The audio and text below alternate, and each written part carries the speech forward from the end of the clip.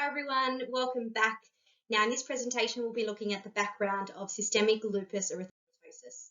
These are your learning outcomes for this particular presentation. Same as the previous one, except this one we're looking at specifically systemic lupus erythematosus.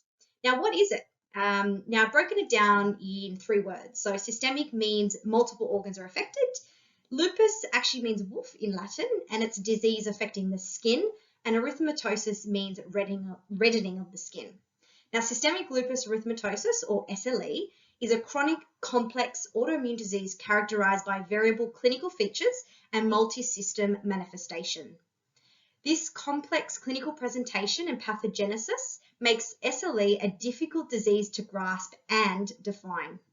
It is also known as lupus and is one of the many systemic autoimmune diseases in which the immune system produces an inappropriate response and mistakenly attacks its own cells, tissues, and organs. Now, lupus is a term that's commonly used to describe the disease in general. Now, lupus is a chronic inflammatory autoimmune disease. Now, there are 4 particular types of lupus. Systemic lupus erythematosus is one of those, and it's the most common one of the lot. Now, discoid lupus erythematosus is another disease that's spoken about if you talk about lupus. Now, this is manifested as a chronic scarring and photosensitivity dermatosis, which may progress into systemic lupus erythematosus. Neonatal lupus is a really rare form of lupus observed in newborns. It is thought to result from maternal autoantibodies passing through the placenta. However, of the pediatric patients who do have positive maternal autoantibodies, only 1% of those develop into neonatal lupus. Now, the drug-induced lupus occurs after exposure to certain medications, causing an inflammatory or autoimmune response. Various organ systems may be affected in this process, but clinical manifestations usually subside upon discontinuation of that particular medication. Now, the key pathogenesis relates to a dysfunctional immune system that results in an overproduction of those various autoantibodies. Most of its pathology is mediated by either direct or indirect effects of these autoantibodies, as well as other components of the innate and adaptive immune systems. Systemic lupus erythematosus manifestations are associated with multiple antibodies, causing this immune complexity, formation and deposition, autoantibodies binding to those self-antigens as we described in previous presentation, and as a result, excessive inflammation and consequent cell, tissue, and organ damage. Now, I mentioned before that in order to have a diagnosis of an autoimmune disease, you need some clinical features or clinical manifestations, and these are some of those related specifically to systemic lupus. As you can see in this slide, it can affect various systems of the body. So they're described as cutaneous for those resulting in the skin. So the malar or butterfly rash is a very common one, and you can see it in the image above. It's a red rash along the face above the cheeks that looks like a butterfly. Raynaud's phenomena is again in that picture there, and you can see the hands. It's poor circulation to the fingertips and toes. And then alopecia is hair loss and the ability for hair to grow back efficiently. Constitutional features are quite common in systemic lupus. Fatigue, just general malaise, not feeling well, having a fever, weight loss as well. Musculoskeletal complications, so patients often complain of arthritic pain or joint pain. They often get myalgia, so just overall muscle pain and breakdown of muscle as well. Now, the more serious manifestations of systemic lupus is generally related to the renal or serosal system. So they can get inflammation in their heart and lungs and even in their kidneys. So lupus nephritis is actually one of the more serious manifestations and contributes significantly to mortality. It occurs in about 30 to 50% of systemic lupus patients during their disease course. It is important to recognize that lupus nephritis or renal manifestation can be relatively silent. It's called the silent killer because symptoms are often unnoticeable, and it's often too late by the time you detect symptoms and you are diagnosed with lupus nephritis. Some other ones that are common is anything to do with the blood. So thrombocytopenia, a lack of platelets, causing excessive bleeding. Other things like gastrointestinal, patients often get ulcers in their mouth, abdominal pain or just general discomfort, and also the brain. So headaches and seizures and just a change in mentality can also occur as a clinical manifestation of lupus, or systemic lupus.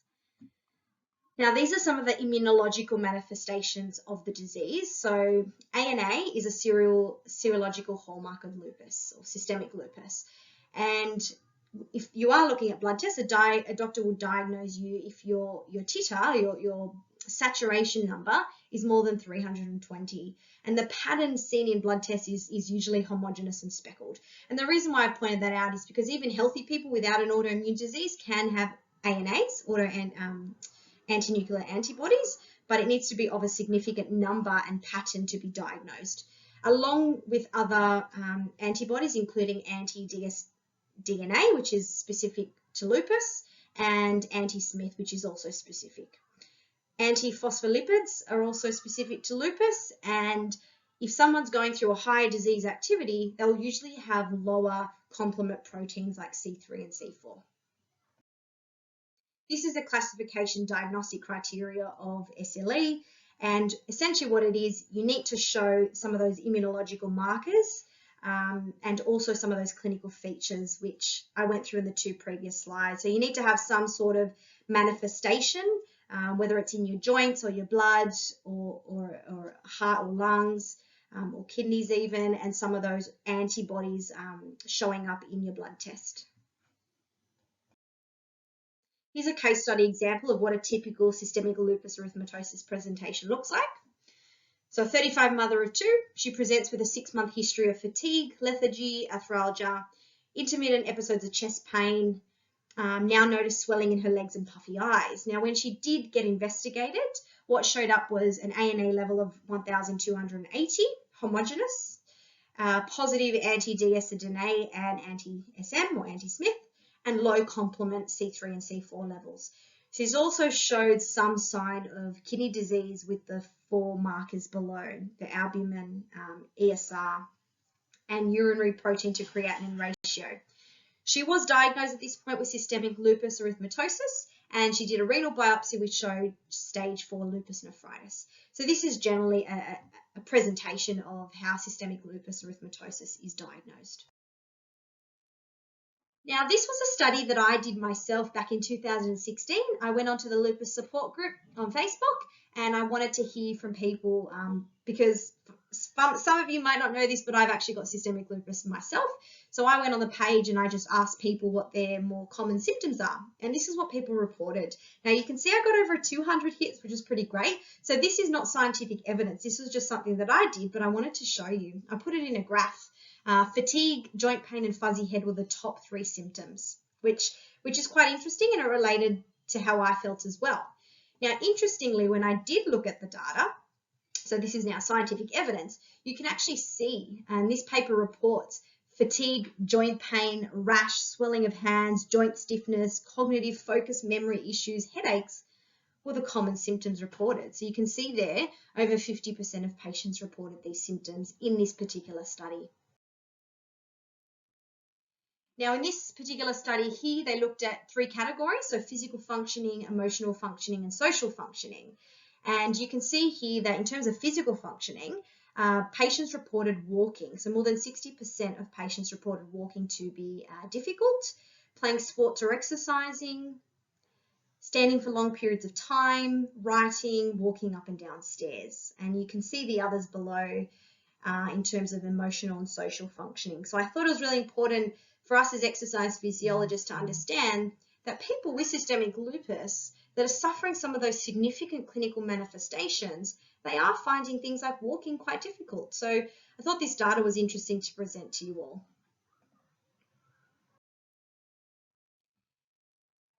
Now, this study was a qualitative study. It was a review.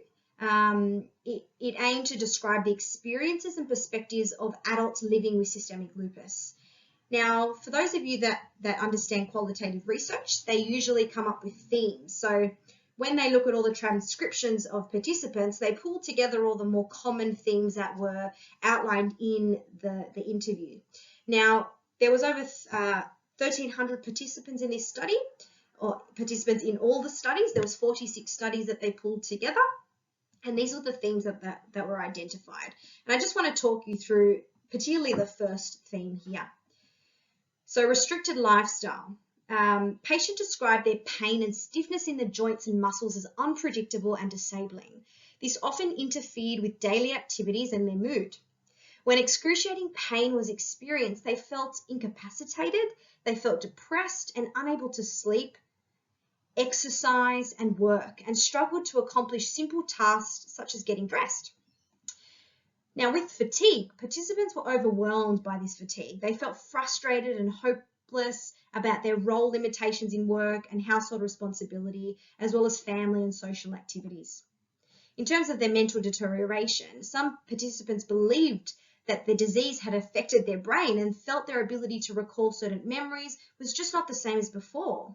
They worried about being incapable of performing daily tasks, and some were even forced to resign from their jobs. So this is what patients were reporting in some of these studies. And then other things like disrupted identity. They described themselves feeling as hopelessness, guilt, just being a burden on others because of their fatigue and joint pain that they experience. They felt socially ostracized, like people don't quite understand the disease. Some reported to have gained quite a good amount of control and empowerment and optimism from having such a disease. And then in terms of treatment adherence, some found that there was a financial burden to having this disease, having to spend a lot of money on medications and healthcare. So they found that was a common theme amongst all the participants.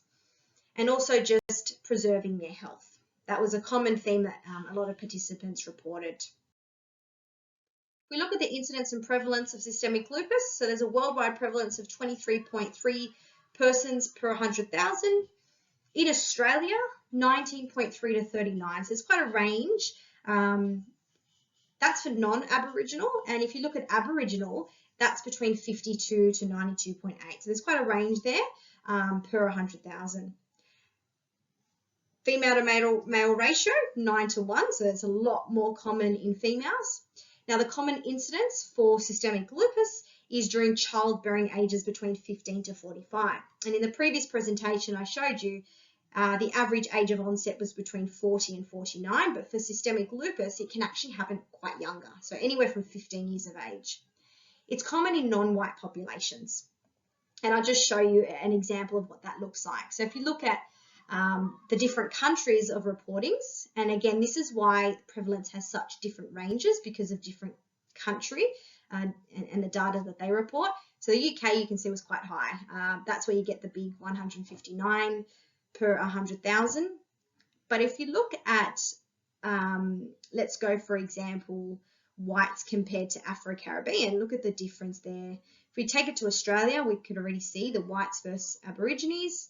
If we look at Canada, white versus Indians, so you can see in the non-white populations, there's a higher prevalence. Again, I can't explain why. That's something that they're always doing more studies to investigate why this is actually the case. And I showed you this earlier, but this is the incidence and prevalence of systemic lupus. So you can see highlighted there in yellow. Now, these are some triggers of systemic lupus, and they're very important to understand, more so for a patient, but it's also good to know as a practitioner. So sunlight is actually a trigger. So the ultraviolet rays, there's some evidence that proves sun can increase the immune system response. So in a person with systemic lupus, this is amplified as the immune system was already active. As we know, stress is always a trigger for inflammation. So stress can increase, again, the immune response in someone with an autoimmune disease such as systemic lupus.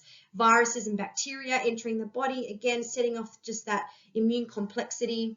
Sex hormones, and they're doing investigation into this, particularly with estrogen and how more females tend to have systemic lupus. And then there's also some evidence into drugs and chemicals being a trigger for people with systemic lupus.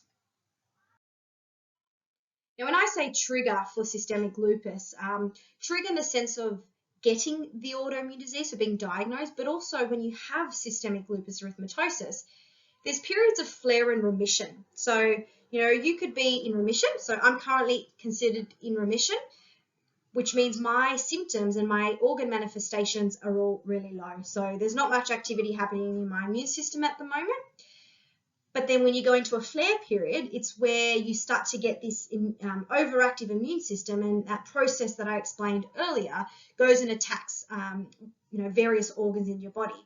Now, this chart here on the right, as you can see, is a disease activity instrument that particularly rheumatology specialists will use on their patients.